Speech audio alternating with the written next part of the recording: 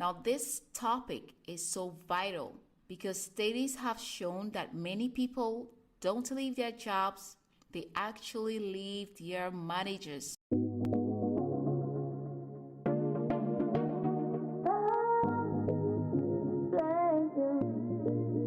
Hi there, this is Eva from Gives Lives Consulting, your consultant for employee engagement and retention.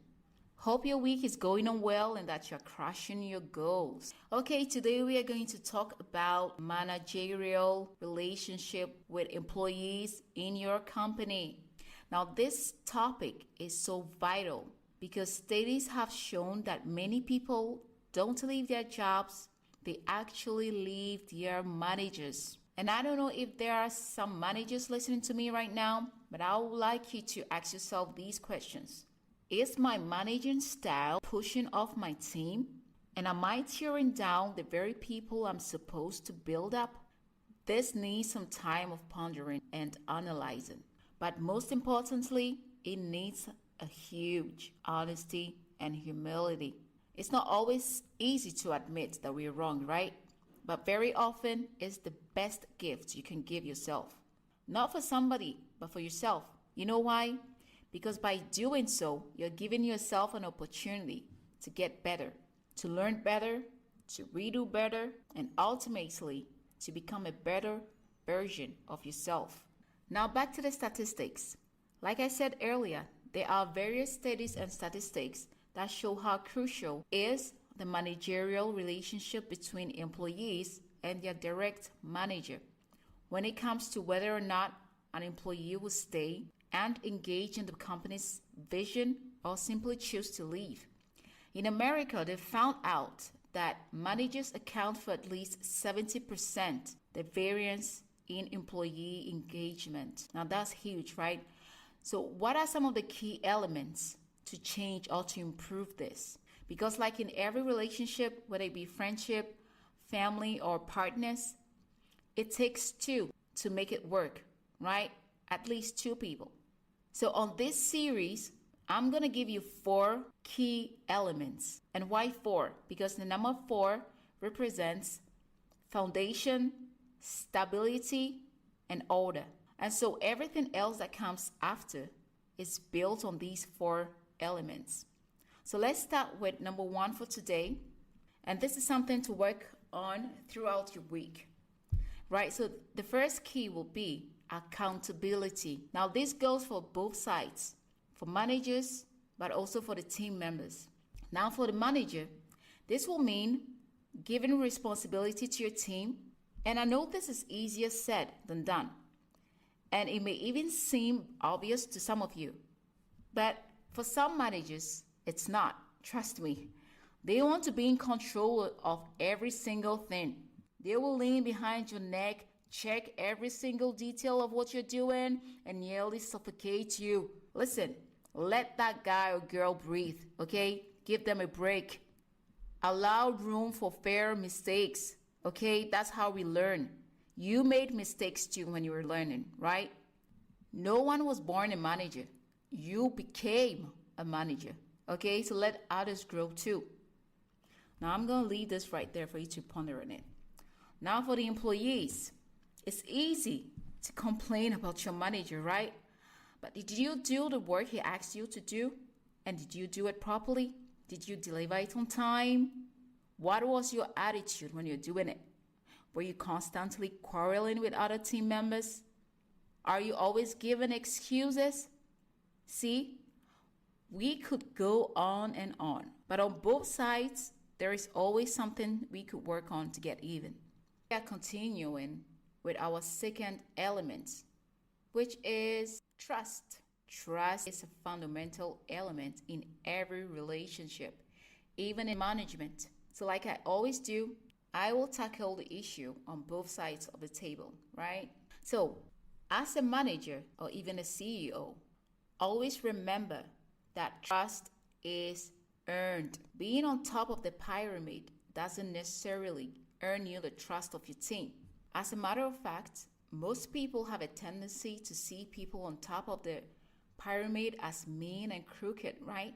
So you as a leader have to show demonstrate a good example to your team in order to earn their trust. You need to lead by example. You know, we say this a lot about kids, that kids learn by example, by watching. Now, we all in some measure have a side of us that are still kids. Okay, I'm not talking about when you sneakily eat that chocolate or when you start jumping around because you're excited. No, I'm not talking about that, okay? I'm talking about that's your inner self that is looking for a good ground, a safe place to place your trust. So your employees or your team members, being humans just as you are looking for that element in you. Now, I want you to picture them saying this. I want to give the best I can to this company, but is it worth it? Can I trust them with my very best efforts and work ethic? Will my boss even stop for a second and recognize all the effort I'm putting in? Will I be recompensed fairly? Or will my manager sneakily take my work I did and present it as if it was his or hers? Or will my boss feel so insecure about all my talents that he or her will start competing with me? Or will they start being all of a sudden mean to me for doing a great job? Am I speaking to somebody here? Well, I know this is hitting some tough points, but that's good. Okay, this needs to be addressed. Now, on the employee side, it's your turn now. You ready? Now, can your boss trust you? Can he or she give you work and not have to watch his or her back to make sure that the work is done in time and correctly? Can he or she trust you that you will not take advantage of the liberty given to you? Right, now I'm going to slow down a bit because I can sense that this is hitting on some nerve right here. Okay, so don't complain when after you've messed up more than one time, when they entrusted you with some work and they ended up in trouble with the top management or with a client, okay? And now they have to constantly check their bags and make sure that the job is done in time and correctly. Remember, trust is earned. So don't come up in here and demand for trust. Doesn't work like that. You gotta prove something. The same way you convinced them to hire you, remember? They trusted that you could do that job. Now show it to them. You have to demonstrate it to them. I feel fire on that. I'm gonna leave that right there. Food for thought. This will be a good point to work on this week. And like I said, I know it's not always easy, right? Because this is a character issue, but you can achieve everything you set your eyes and your mind on. Okay, so that is it for today. And don't forget to like, share, subscribe, and comment. Stay safe and bye for now.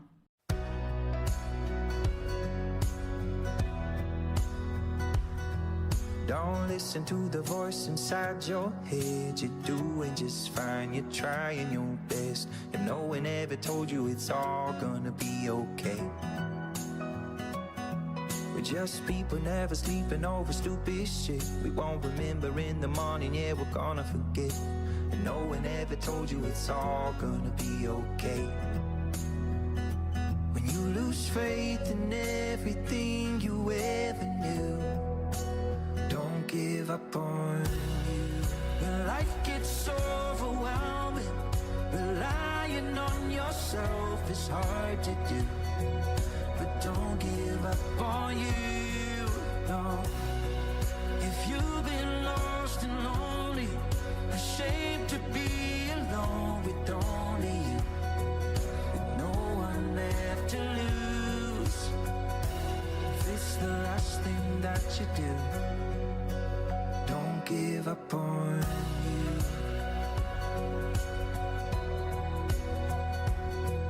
You've been living off opinions for way too long, afraid to be right, ashamed to be wrong.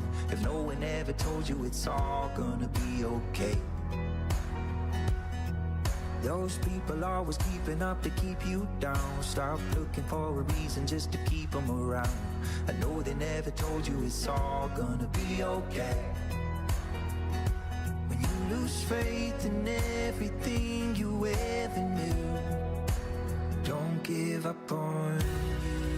When life gets overwhelming, relying on yourself is hard to do, but don't give up on you, no. If you've been lost and lonely, ashamed to be alone with only you, no one left to lose, if it's the last thing that you do, don't give up on you. There's no one like you, yeah. One never gonna find another like you, yeah.